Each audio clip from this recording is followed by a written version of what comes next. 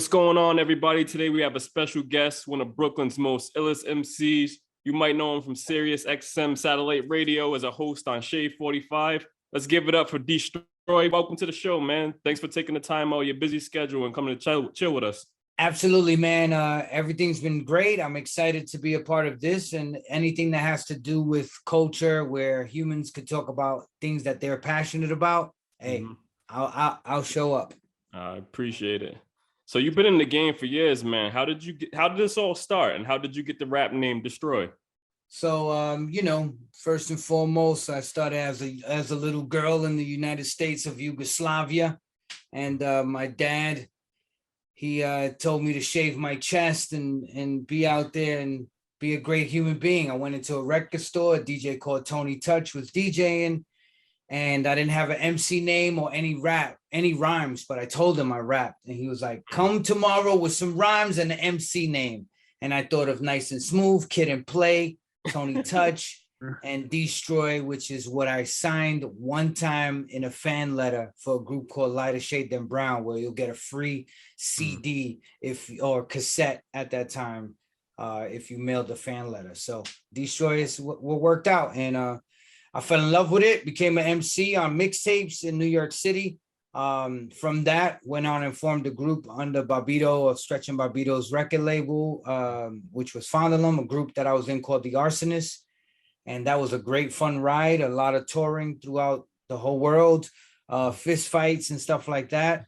And then I ended up going on a really tour with an amazing artist, and that led to me working with the NBA, NFL, and really change the path for me. Okay. So I got to ask you, because you just mentioned like being on tour and everything. I got to imagine that that's got to be like one of the, just like the energy level of being on a tour. And I know you emceed for tours like the Adrenaline Rush, Anger Management with Exhibit, Eminem, Ludacris, and then later with like Roots, Talib Kweli, Common.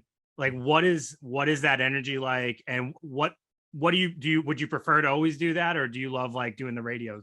What's really tricky, brothers, is that I love the live performance. I love to be present on stage. Later on, I'm having a lot of conversations with artists who are not fans of it. They prefer to stay home.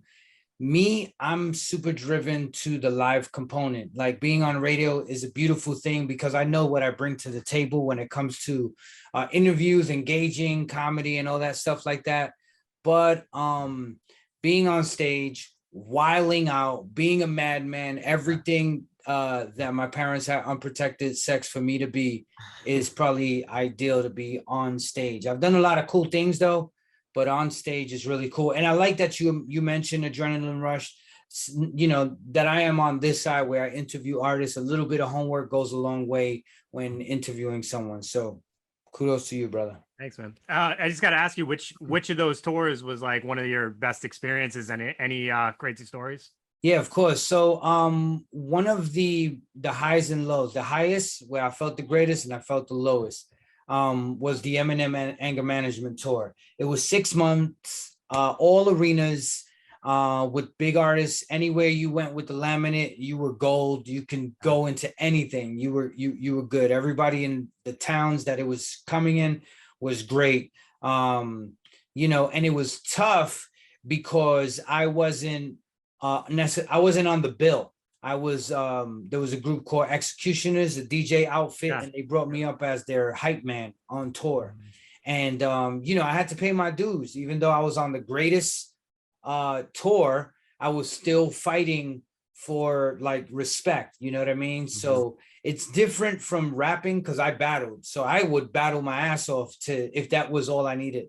But I know in certain realms, there's certain energies where people are platinum artists and they expect people to treat them a certain way and, treat people as if they're less than them. And I wasn't a fan of it. And I knew a lot in this business, in the industry of entertainment. You get told no to your face, which is fine. And sometimes you gotta, stick your tail between your legs and just keep it moving. And I'm a wolf. I'm a I'm a live wire. I'm a hype guy, but I needed to check myself, and I learned how to kind of like control myself in environments where I just want to, put somebody's head through sheetrock. Yeah. So it's all about just kind of learning how to toe that line, how to adjust to different environments and all that stuff. Yeah. Absolutely. Yeah. A lot of good times, man. A lot of good times in Europe. A lot of good times, with artists before they really become, like 2 Chainz was on that anger management tour as Titty Boy, as a hype man for Ludacris. Yeah. Like he and me were like, we were just trying to figure it out. You know what I mean? And that was really cool to see. Absolutely. That's awesome, man. So going back to these interviews, I am fascinated with the fact that I can interview people, and you had Ice-T on and you got to interview him, and that's pretty killer. How is it for you when you get to interview all these like super like larger than life icons, man? I'll tell you something wild. So Ice-T, I went to his house, and also in Arizona, I've kicked with him, and I've done a lot of homework on him, so he sees me around, so he feels more comfortable, right? Just specifically because that's the one that you named. But then there are artists that I've interviewed who I was legit a fan, or I'm a legit fan of, and I asked the question, and when the question falls out of my face, I picture me like a POV up here, and I'm watching the interview happen. Because my brain is moving to make sure I'm receiving the information that is being told to me, and I'm being respected to the subject. And I also I'm dancing, bro. I got 50,000 questions. Yeah. I know a lot of shit. I don't want to miss anything. Also, some questions are sensitive, so I have to watch how I ask it. I don't want to seem like I'm a dick, but I do want a nugget. So it's trippy, bro. It's really, really trippy at the level that I'm doing it at, because I'm doing it in real time. I'm not only trying to add the educational component where I'm helping an artist seem like the superhero they are, or superstar that they are, but I also want to make sure I add some type of some funny shit in there, or something where a listener's like, ooh, I didn't know that, or that was funny, or just so there's a lot of things going on, Josh, in that question, in my mind, for me to be, if it's just a blatant question of like, hey, you're interviewing cool people, then yeah, it's dope as fuck. You know what I mean? But I got to tell you, what you see today is years of me interviewing people that never got the light of day, me learning, me, saying, learning how to be appropriate.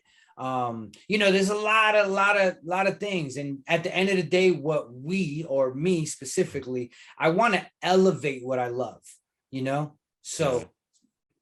It's oh, sorry, Brandon. I just want to say, it's so funny, like the way hearing you say that, because watching you talk and like listening to your interviews, you would never think that you're sitting there with all these thoughts in your head. It just seems like you're so present in that moment. But to hear you actually reflect like, oh, I'm also kind of like thinking about how I'm looking and how, like, to make sure that they know that I'm paying attention and I'm not like, there's so many different elements that people aren't considering. Anybody can ask a question, but they'll actually look interested, be able to respond to whatever their response is. There's so many things that people don't give credit for, and you make it look easy. So that's awesome that to hear you have that human side to you that we all kind of experience. Yo, I'll tell you one story that, so you pay your dues, right? So I did this NFL interview with this kid from Howie Long's son, who played for the Eagles. Okay. Right, I have one of his items over here. Also what we didn't say is in the lead is I have a series called Showoff Your Gems. It's all about collectibles. Yep. And that's what you see behind me is all collect. Oh, here's so it's this dude from the Eagles.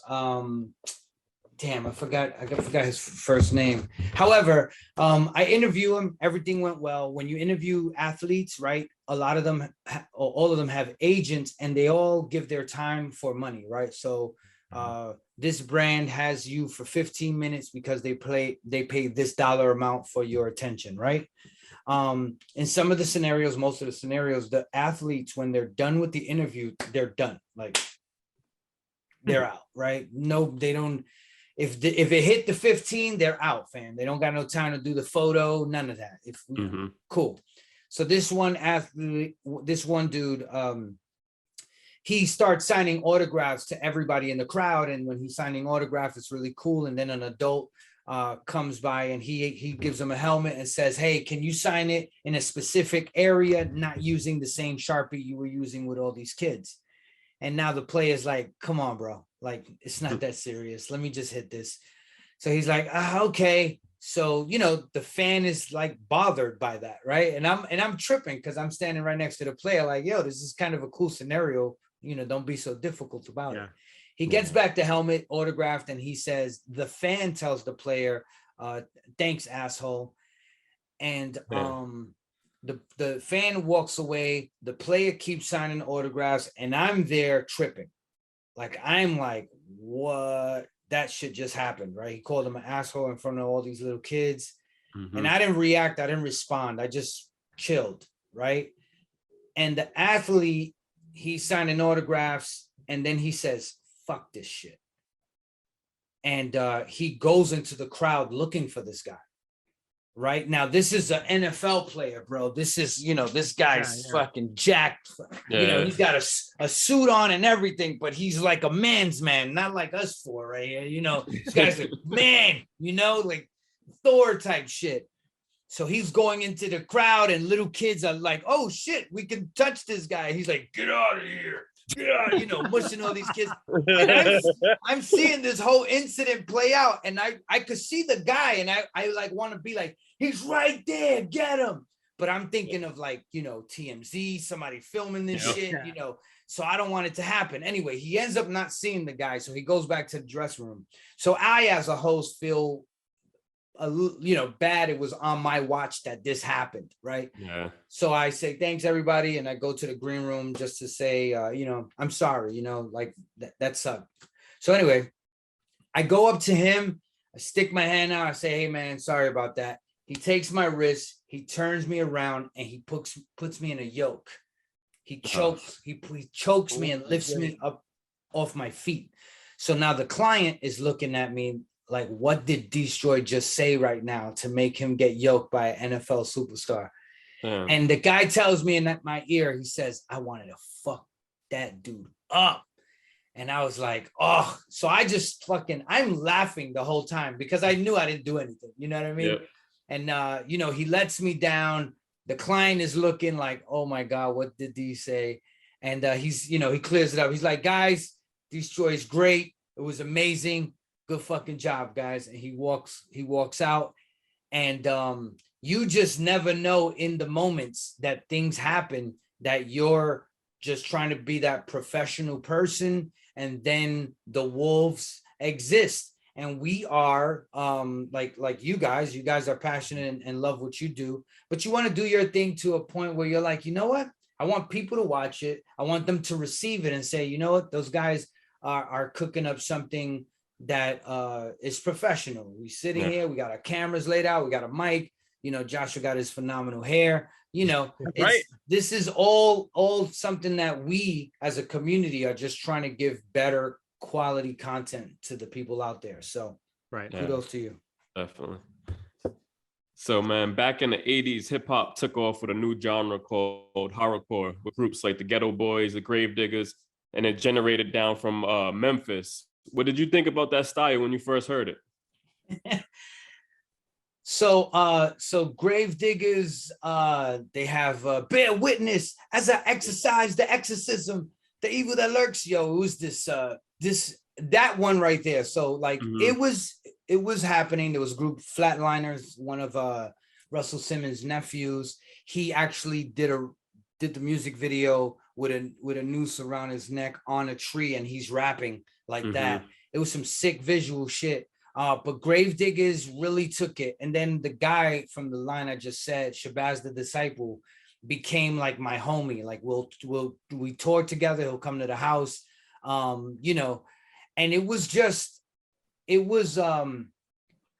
special because now these artists could be characters, right? Everybody was trying to deal so much with being, you know, getting money and being a thug or whatever. Now you got somebody who is just putting, like he says, in my sonogram, they seen an image of a demon. Like the fact that you can now utilize your MC talent and take this horror visual and be like, you know, because I forgot, this is the whole demon sting, right?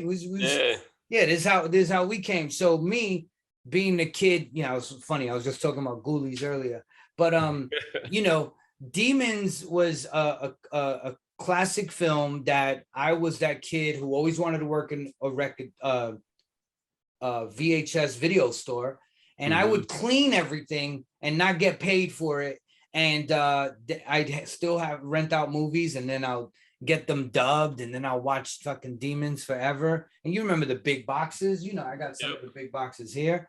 But the whole thing is, it was like the dangerous thing to do. You know what I mean? It was like scary to do. So when you listen to Gravediggers or anything that was under the horrorcore limelight, so fucking funny that you bring up Ghetto Boys.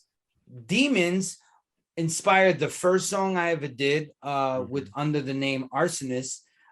It was Every Day's Halloween, nothing's what it seems, brothers fake the truth when it's all just a scheme, right? That was inspired by the mask in the movie Demon, because they put the mask on and they fucking cut their face and they become demons. And there was a line that I actually sampled from the movie and I put it in the song. And then when we went to like press it, we were nervous that we probably get sued or anything for using the dialogue. So we ended up not using it. But in the beginning of the 12-inch, yeah, we used Demons. I mean, think about it, fellas. That's a classic. And a lot of these movies, like, they take us to a certain time, right? Yeah. My mom used to stick cocaine in sheetrock, right? In a bedroom, and she'd give me Betamax movies and a G.I. Joe to play with, so I don't mess with her and her friends in the room. You know what I mean? But these are just these memories that just live in your head, and you're like watching, but the crazy shit, like I'm watching a horror story and a fucking gangster movie is happening in the real life. Like, you know what I mean? But a lot of this shit was like was special, bro. Like, you know, there's a lot of classics. So the horrorcore thing, I think it was a beautiful moment. It was a phase that existed through hip hop, and those who were enamored by it got it. They understood it. They understood these dudes are being artists. They're having fun. So kind of like I'm gonna touch on like what you were just talking about, like how you were watching those films and your mom was doing the other stuff in the other room. Like that's how I became, you know, I would watch these films with my grandmother. But I was telling like Amelia Kincaid from Angela from Night of the Demons, like I would watch these movies because like I would be in the house being safe because there was a lot of shit going on outside, you know, like everybody selling drugs, drive-bys and everything like that, you know what I mean? So it was like keeping me occupied. And so she was like, oh yeah, so you were replacing like the horror in your life that was outside with horror that's on TV. And I was just like, yeah, just like really just kind of like kept me out of trouble. Yeah, so, that's cool. That's exactly it. That's exactly like these toys. You know what I mean? Like, you know, I can put stories to some of these toys, you know what I mean? And this was escapism. You know? And these, you know, these horror flicks, they were escapism. Like there was some shit that my dad used to take me to that the truth is he shouldn't have been taking me to these movies, you know? Now being one myself, like how the hell is he taking me to a movie where a pipe goes through somebody and it's in 3D and I'm watching the blood come out the pipe? Come on, Dad. So, hey, you guys were mentioning that was okay back then. I'm just saying, like I watched it. we didn't know. So like, Yeah. you know, humans didn't. It was okay only because we didn't know. You know, like a lot of us didn't need, like, I didn't need to see certain fights in my life. I didn't need to see people get, I didn't need to see certain, most of violent shit we see, we didn't need. Come on, bro. Am I talking to, yo, Joshua, you remember Faces of Death, bro? Oh yeah. Come on.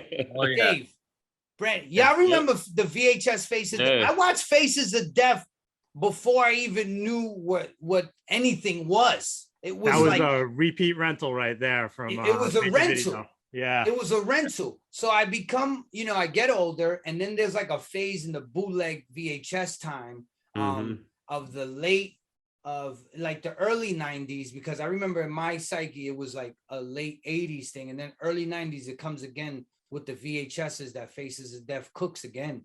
It goes through another phase of popularity. So I had them, and one day I come into my house and I see all my nephew's friends sitting there watching Faces of Death, and these are 11-year-olds. And I'm like, holy shit, why is this in my house? Like, why did I keep this? And I swear I smashed it because that wasn't fake. Caveat, right? For those who know, that shit wasn't prosthetics. It was like real fucking crazy shit. And we were in a time, Josh, before he had an amazing beard, was watching it as like, hey, it's entertainment. You know what I mean? But, you know, we didn't know a lot of this shit we didn't need to take in.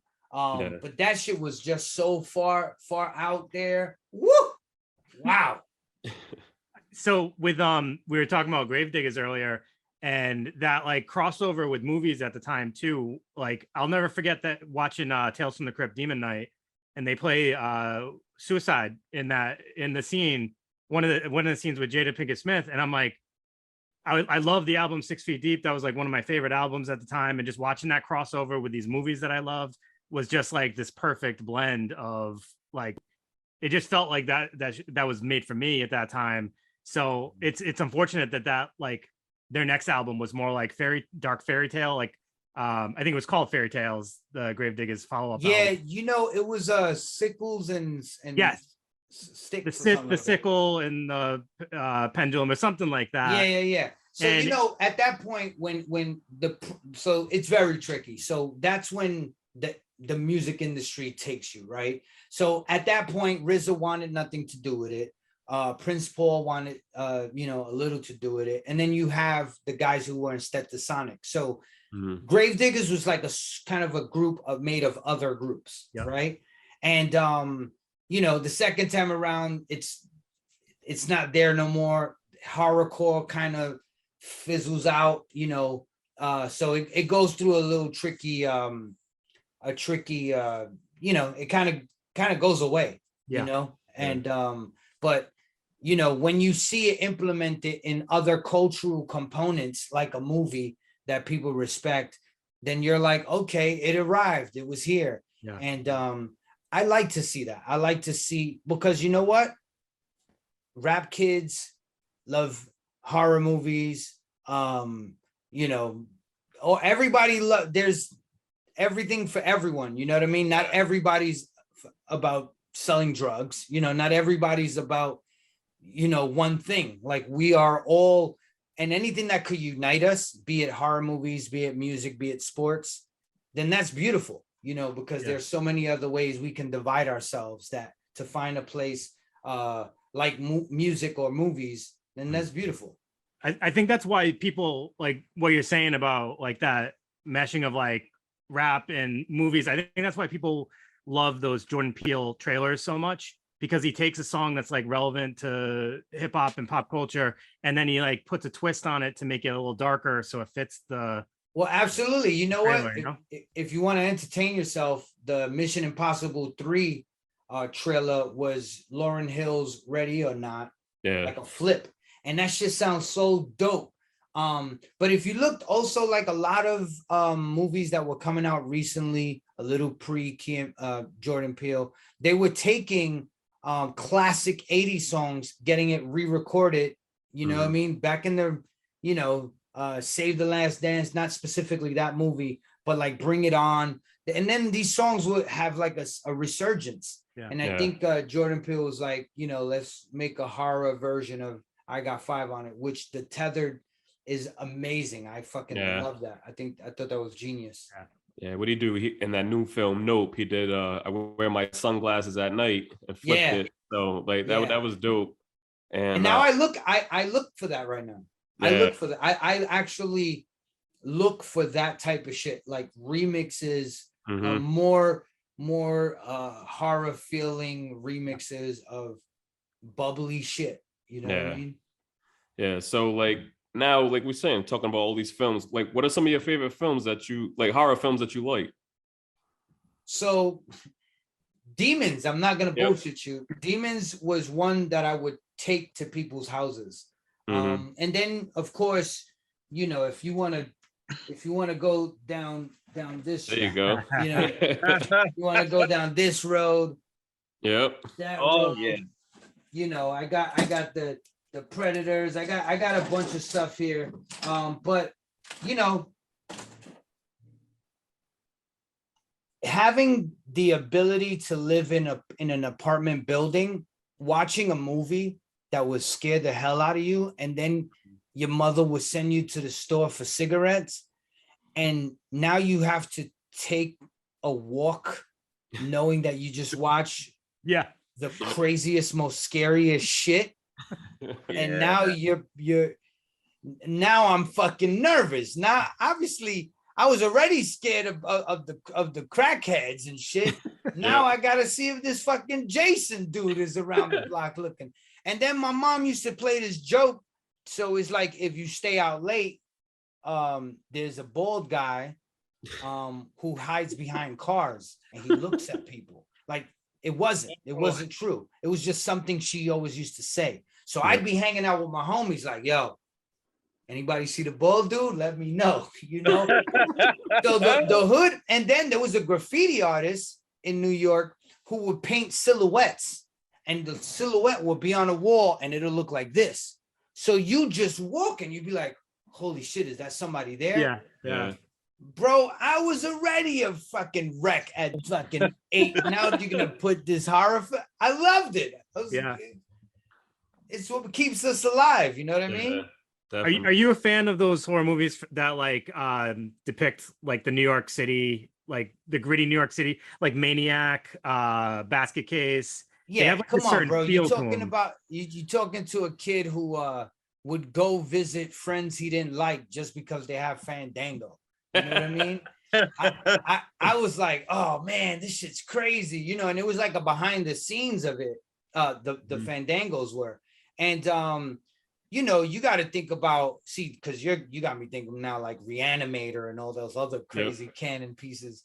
But yeah, there was a lot of classic movies. The ones that depicted New York. I mean, if you want to get, and it was also a funky ass New York, right? Where the dudes would dress like Cyndi Lauper dances, but just in black, and then they'll kill some. They were kind of like the sidewinders who would like hang on to the hood of a car and be like, come on, guys, we're gonna kill you, and you'd be like, all right, and it looked like a sucker that in real life I could probably, just ding him with a bottle or something. But back then, it was just dope. I mean, and then you go later on when they try to depict the Bronx in a Jackie Chan movie, and it's filmed in Canada and there's mountains, and I'm like, why did you guys leave the mountains if we're talking about we're supposed to be in the Bronx? But with the horror flicks, man, I gotta tell you, if I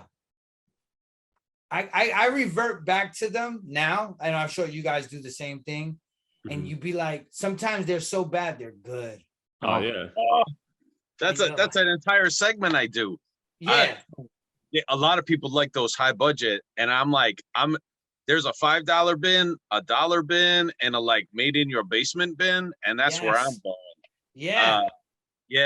When guys are like, hey, I got this film. Fellas, I wanted to ask you guys, because you guys seem like you really know what you're talking about. There's one movie I've been talking with R.A. the Rugged Man and Ill Bill. I'm trying to figure out what's the name of it. It's the movie where a woman has a baby, but it's a man who's like 34 years old. Oh, the baby, right? Yeah, and is the black and white movie or no? Nah, it was a color film, and I think it's the same one where they put a pipe through the person. It was like the wildest shit, and my dad is there looking at it, loving it, and I'm like, I guess this is normal, you know. And just, you know, he didn't give me context to explain like what I watched. We just like walked in the theater, walk out, and that director and writers have to be like my mom and dad explaining life to me, because no adult in my real life could break anything down to me. I was wondering if it was the baby from 1973, but if you saw it, nah, I seen it in the 80s. I seen it in the 80s, man. What about the thingy? The thingy was like that too, wasn't it? Was it the thingy or the placenta? Like the lady gives birth and it's like a full-grown man. Yeah, but, like, it's a man in a high-rise. I remember it was like in a city shot. Yeah, I think there was. Well, there was a movie called The Thingy. It was a low-budget film, and I'm pretty sure, if I remember correctly, it almost looked like a fetus, but it was a man. But it was like a half a man. He was all deformed, and he went out killing people. That's amazing. See, that's great. That's streaming right now too, somewhere. I can't remember if it's on Amazon Prime or something like that. No, or that movie's seen the light of day, Dave. Oh, wait, hold on, no, hold on. I see the Toxic Avenger. Like, you know, Kevin Bacon is supposed to. They I don't know if they shelved it, but it's already done. It's post production. They got Peter Dinklage as the Avenger. Yeah, but did they put it away? Oh no, it's happening. Yeah, it's going down. We actually had so we had Lloyd Kaufman, the guy that actually is the head of trauma. We like did a few interviews with him, and he was just down here a couple months ago. We did a movie night with him, so yeah, it's definitely coming out. And he's approving it, so it should be good. Yeah, I'm excited about that, man. Yeah, I is too. I'm going to shift gears a little bit because I just think you have like a really interesting career, and you've gotten to do some cool shit. Video games. So your voice was in a video game called State of Emergency, which I like vaguely remember, but I was actually thought it was awesome. The NFL Street Games, which I definitely remember. Yeah. I'm that character. No, that was you. All right. I'm that character. Yeah, I remember when that game first came out, because it was like Rockstar, like, because you know what I mean, because you're coming through with Grand Theft Auto. So I remember I was like, Mom, I'm taking a day off. I'm going to pick this game up. I walked down to Electronic Boutique and picked it up. And I was just like, oh man, I don't know. I forgot how old I was when that came out, but I'm like, definitely like a game I shouldn't be playing. I'm sitting there shooting up the mall and shit. There was no storyline. It was just straight violence. That's what it was. That's exactly what I remember about it. Because I was like, I think I was like a freshman at college, and my buddy got it, and we were like, oh, this is like GTA, except there's like literally nothing, like no story. Yeah. So all I was doing was like, get him, come on, like, it was awesome. Really cool. Yeah. And so it was a fun experience to knock out. And with the NFL one, that was the NFL one. This is how the industry is. Somebody had me go into a studio and test the microphone, the volume. Yeah.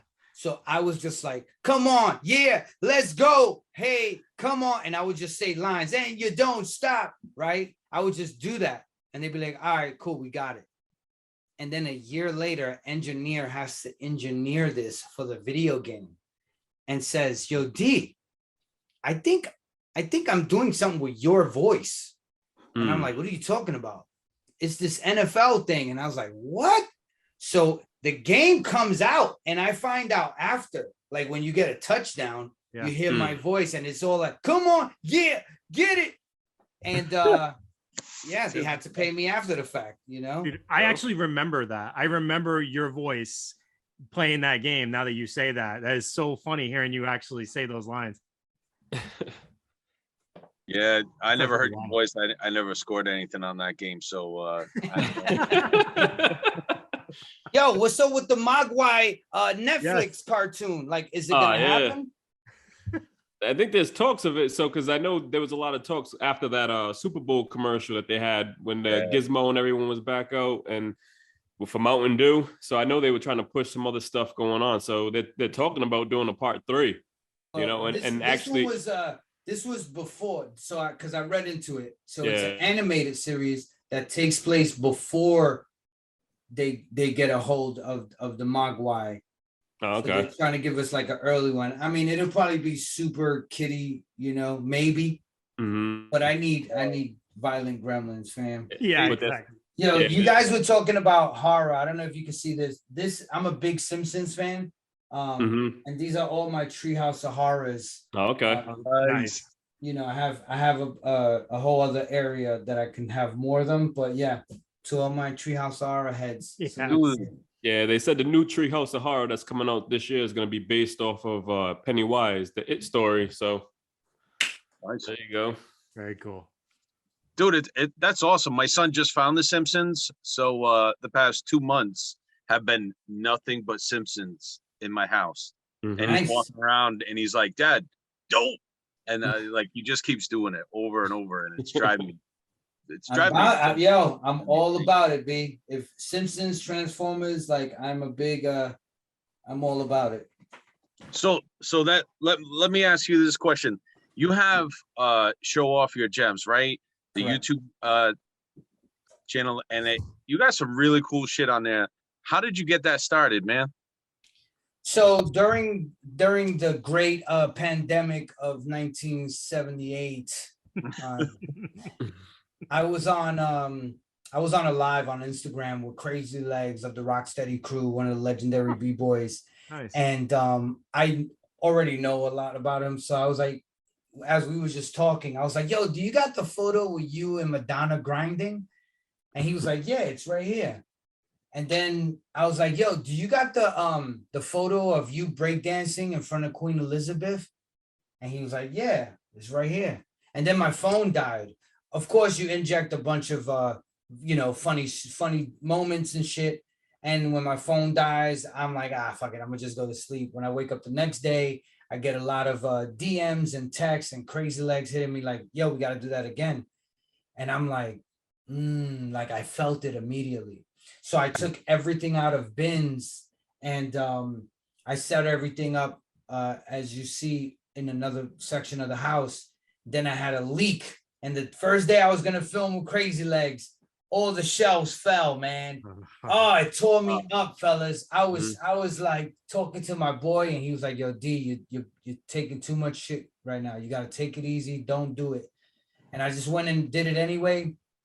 Put everything back up, and I just say consistent, man. I just fucking, bro. When I tell you, every day I went to sleep and woke up, Showoff Your Gems. So I did it 5 days a week, 7 p.m. on the dot.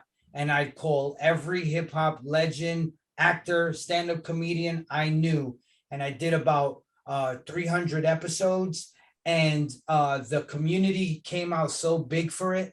And, ever since, quite recently, I'm doing a huge role at Sirius XM.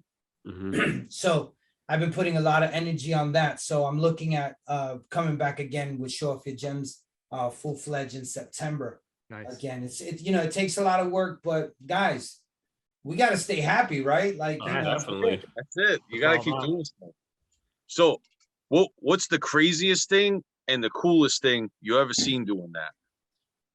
The craziest thing is this one guy, a fan comes on and he says, I always wanted a pair of specific type of sneakers. He said he owned them, but he got robbed for them, right? And he says, so I go to a thrift shop and I see a pair of sneakers that I got fucking robbed for. And then he said he bought them and he shows them to me. And he's like, D, these are the sneakers they stole from me when I was a kid. That's crazy. And it had his initials on the tongue still from when he was a kid, because his mother told him, write your initials just in case you lose the sneaker or something. Bro, the kid bought his shit back. That was one. I had a legend come on and show me the script to Crush Groove, the movie Crush Groove. Now, this is before, and it's also a time when, there wasn't no Word documents to save all this shit. You know what I mean? And he had the script and it had duck sauce on it, you know, pit bull blood, it had, you know, coke residue. It had all types of shit on it. But he was like, "This is the script." Yeah. So I've seen a lot of cool shit, man. That's Yeah. awesome. That's crazy, man. Getting a pair of sneakers stolen. I still remember it, like when I was younger. Like I went to the boys' club. I had the new Deion Sanders, the first pair that came out, and I went to go get in the pool, but I didn't put them in the locker. I just left them right on the bench. Came back, my shits were gone. Though. So I wish I had my initials in those shits and seen them at the fucking so they'll rebuy them or some shit. Sure. So I got a story similar. Check this out. So years and years ago, you know, I got a family and we were trying to make money. So we were selling a bunch of my old stuff that I used to collect. And my wife put out a box of comics that I didn't want her to sell. And she sold it. And I was pissed because it was a lot of like old school Plastic Man stuff from the 60s, right? But there was one comic I read all the time. It was The Cross and the Switchblade. And it was about a gang member that gets reformed. And I had read it to the point where my thumbprint was on the ripped the, you know, when you hold the cover open, Yeah. it was a tear right where I held it. So fast forward, last year, I went to some like bargain basement place and they were doing like quarter comics. And I pick out this comic and I'm like, oh, I remember this. I read this a couple of times. I opened it up. And when I opened it, my thumb print was right there. And I started screaming. I was like, this is the same comic, dude. Holy shit. Yeah. That's amazing. Yeah. And everyone there stopped and they all came over. They were like, nah. And I was like, yeah. And I opened it up. And sure enough, my thumb, there was a tear right there. And they were like, oh. Yeah. Yeah, it was crazy. So you see the Little Shop of Horror joint that you have behind you, Dave? Yeah. So Remy Ma, she's an artist with Fat Joe. She grew up singing show tunes. So she loved Little Shop of Horror. So I made a post recently of her singing the Little Shop of Horror songs. But, you know, like I said, we might think some people are not of the vernacular and they fucking are. You know what I mean? They love the same shit we love. We just didn't know. Yeah. That's a good point. I mean, yeah, we always talk about that, how like all of our interests are so like different. But we all have this common interest of horror, but then we all have like completely different interests outside of that. But one of the things that like struck me with you, because I love basketball, but I specifically love like 90s and early 2000s basketball. And I saw you got to do some WNBA and some NBA games, halftime shows, but you also did NBA All-Star Game stuff, and you DJ'd private parties for Shaq and Allen Iverson. Yeah. What? Actually. Yo, so I did Allen Iverson's birthday party. This is back when every rapper started talking about Cristal. You know what I mean? I was like, I don't know what the fuck Cristal was, right? So I got to introduce, I think, the Roots or something like that. And I go on and he comes, like, there's nobody there. Like, this is in his house. Dwayne Wade, LeBron James, and a couple of other superstars are playing cards, right? And there's just a dance floor with nobody because, you know, they wanted to have their own concert where they don't have to feel like there's fucking people lingering and trying to be on top of them, you know? So he's there alone on the dance floor and I'm about to announce and I'm like, yo, is that a Cristal bottle? And he's like, looking at me like, duh, I'm fucking rich. Are you fucking retarded, right? And I'm like, holy shit. Like at that moment, I was like, I had a blur, like, holy, I didn't know this, because I didn't know I was in his house. I thought I was like, I got sent somewhere. Yeah. I was lied to because they didn't want nobody to know or tell somebody like, yo, I'm going to Allen Iverson's house. Like, you know, so they just took me somewhere and they said, this is what you got to do it. So I'm like thrown off, seeing everybody. And I'm like, yo, bro, that's a bottle of Cristal. And he's like, you want? He's like, yeah, it's fucking Cristal. So he told somebody, yo, they bring him more Cristal. He looks at me, pops the bottle open, and pours a whole bottle of Cristal on the floor. And I'm like, holy shit, this dude is the fucking man. So I introduce whoever the hell I introduce. I get out, and then I went to the back and I stole like 4 Cristal bottles. This is one of them. Oh, that's classic right there. Yeah. I've had a lot of good times, man. 12 NBA All-Stars. You know, for years I've been rocking with the league. Very fortunate. You know, it's trippy. I've done the rookie events, and then I've been so long that I've seen dudes retire. Yeah. Crazy. I always think about the draft class with like Kobe Bryant and everybody else, you know, like just seeing all that whole draft class, which is like when I was like young enough to feel like I was almost their age, and now they're all, you know, rest in peace Kobe Bryant, but everybody else is like pretty much retired and long gone in the league now, and it's like, damn, I'm old. Wow. I think Ray Allen was in that draft class. Steve Nash. Yes. Jermaine O'Neal. It's crazy. Yeah. Nah, but congratulations, man, because you've definitely been in the game for a minute, and now you're sitting there being able to do all this stuff. So that's big. Hey, I fucking love it. Like, so like I just like this shit is inspiring. Like me just to be in here and knowing this shit is mine. Like I trip out because I legit could look through. Like I look at a lot of it and I'm just, you know, I just you got to remember it's you guys. Like you guys, you turn around, you look at your shit. You know when you got something, you know what it meant to you.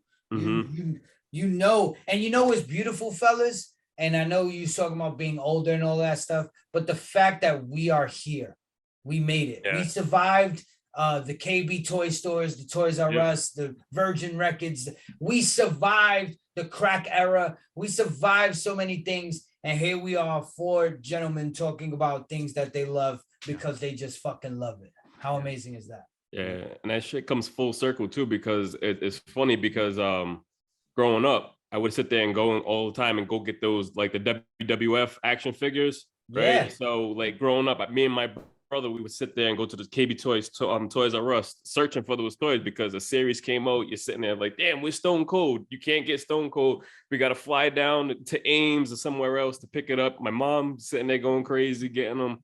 Oh, and wait, you said Stone. How about this is my era, bro. No, I know you're getting ready to pull out. This is this one right here. Yeah, we had them. You could throw this shit at any cousin that you hate. It's the greatest shit in the world. Man. And that's the thing. I got all those shits in the bag too, because I took my cousin. Those things hurt, man. Don't throw those. Fucking Jake the Snake. So, but the thing is, it's like my mom brought this big ass suitcase full of all my old toys, me and my brother's toys. And like she gave them to my son because my son was like when he was younger, had all those wrestling action figures. And now I just got those shits down in the basement right now. So it's like stuff with my cousin's generation, my generation, and my son's generation. It's just crazy, you know? It's beautiful. That's fucking beautiful, bro. It's the lineage, B. There's all types of DNA in there. I love it. So now, go ahead, Josh. I just wanted to interject real quick. So today, you talked about KB toy stores. So my cousin, he's profoundly mentally handicapped, right? And he doesn't talk. But when we were kids, we grew up together, and we used to go down to Toys R Us, and that was the big thing, right? He's in a wheelchair. I wheeled him into Macy's today, and they had Jeffrey the Giraffe from Toys R Us there, and he flipped. He was like, and he's like rubbing his hands. He was getting so excited. Yeah. Just like we did when we were 4 years old, man. He remembered on the spot. He looked up and he was like overjoyed. It was the coolest thing, except they didn't have no toys in the store. But other than that, it's a sensory, bro. Yeah, man. It was pretty awesome. And I love seeing shit like that because it means he's still with me, you know? Yeah. Absolutely. Damn, you guys got me. You're gonna go through all your stuff. We're just gonna have an episode right now, and you're gonna show. So Show Off Your Gems is pretty much like I just keep this, but it's like it's just fucking dope. Like, you know, Yeah. and you guys got some, you know, you guys all got some cool shit. I know, you know, there's the VHS scene. I mean, I remember what I used to do is go to video stores, steal the covers. Yep. I used to, we used to go in the winter, put mad covers inside our jackets and fucking zip it and then run, bro. Damn. Run. Now, what cover sticks out to you the most for any of those horror movies? Man, you know what? Because we was talking about, because of you talking to me, I was thinking about WrestleMania 2. I know it's not horror, Yep. but Not it yet. visually has Andre the Giant. That's the one where he slammed him. You know Yep. what I mean? And Police Academy was Mhm. another one that I caught. The Great. thing about the horror covers, and you guys would know this. I don't know how to put it. So they're the boxes, right? Yeah. And they weren't treated nice. They weren't treated nice. Like they were Mhm. fucking boxes. But these, I can't even pull it out. The ones that were bigger, there was a few. So you remember these shits. I know you guys Yeah. actually have them, so it's not like I'm showing you something you don't Yeah. have. Oh, Actually, the old clamshells. They're called clamshells, man. yeah, what show me the one I'm talking about. Do you guys, any of you guys have the old classic covers, like the cardboard with the plastic inside? I don't think I have any in my Oh, library. I took them out. You know what I'm I got- talking about, right? Yeah. The big box ones you talking The about? big Yeah. box ones. Yeah, I don't have any of those. Yeah. Those were the must. I wouldn't Those want are to worth a steal good those, amount. bro. You know, I'll mess them up. Yeah, because Got a they couple here. they You weren't get the regular box, right? in good conditions. Yeah. You get So the these are the regular regular box. joints. Yeah. I'm And then talking you about got- the here. I got one here. I just gotta figure out. Talking these ones, right? No, Were he's you- talking about the actual like large box. Yeah, the Nah, bigger the ones. large Cardboard. box. The old ones. Oh, I Like got how, some like- of those, but they're all Yeah. locked up. I Spit on Your Grave was like that on that Yeah. cover. Yeah. So, but yeah. So all the horror ones were that. Yeah. They the good horror ones, or Mhm. maybe the bad horror ones to some people, but you know the good ones. The boxes were all like that, and you have to take the plastic in the center. So you know when you're boosting, you want to go as light as possible, man. You want to grab and go. You know, so Yeah. I just grabbed this Stepfather 2 one the other day, but I absolutely love this cover with like the cake and it's got the wedding scene. and yeah, in the back. yeah. I freaking love this it's one. fucking disturbing. Remember It just Mother's reminds, Day? yeah, this was Remember one I would like, Mother's walk by. Day? That was another disturbing fucking movie. Yes. Yeah. You know, and fucking everything. You know, the sleepaway camp where the girl has a dick, Yep. and you're like, what the fuck's going on? Yep. Nobody explained that to us. We just seen it Yeah. and said, Yeah. okay, the killer has a dick. It's just Oh, nuts. Nah. So also on your Instagram page, man, I'm definitely feeling like all the love for the late great Prodigy from Mobb Deep. Rest in peace. You know, like growing up, Prodigy played like a big role in my life. So like seeing your post like with the with your haircut with his name in the back, that meant a lot to me because it wasn't even just about music, but I was born with sickle cell.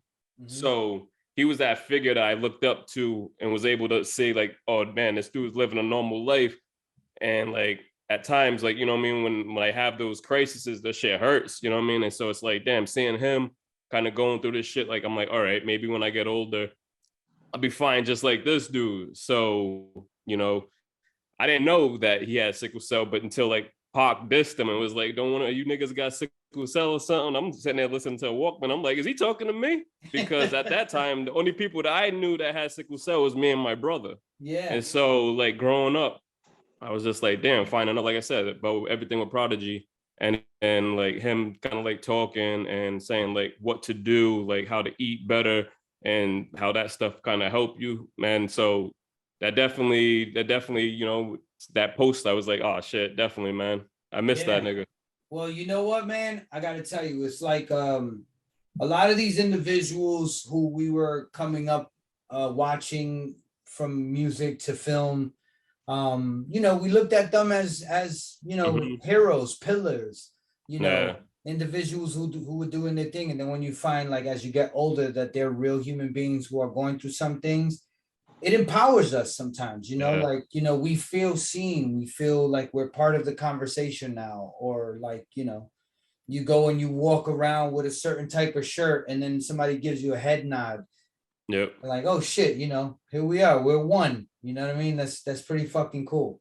You know, so that's really dope. Yeah, he's a great dude. I tell you, because I did this, I asked him, I said, you know, what you collect, and he told me he collected every leather jacket he's seen in a music video, in a hip hop music video.